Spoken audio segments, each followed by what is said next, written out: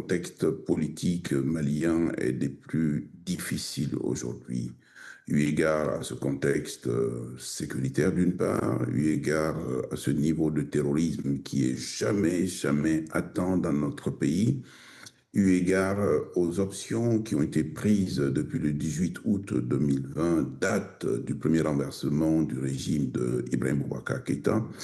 et du coup d'État qui s'en est suivi, nous avons eu sur la scène politico-militaire malienne une junte militaire qui a pris tous les engagements.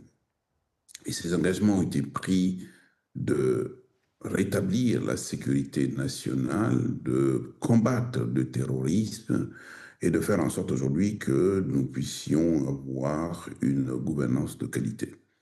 Et 6 ans après, non seulement cette junte est en place, alors même que initialement elle est arrivée en prenant l'engagement de rester 24 mois durant, et on est 6 ans aujourd'hui, c'est plus qu'un mandat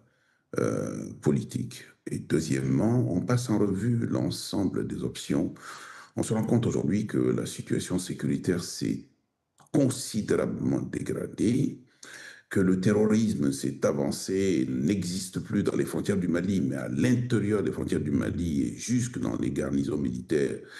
Et celle qui a été attaquée n'est pas la moindre, c'est Kati. C'est là où il y a la plus grande base militaire et c'est là où il y a les plus grands officiers militaires du Mali, à commencer par le chef de la junte lui-même et aussi Sadio Camara qui a été malheureusement tué. Mais justement,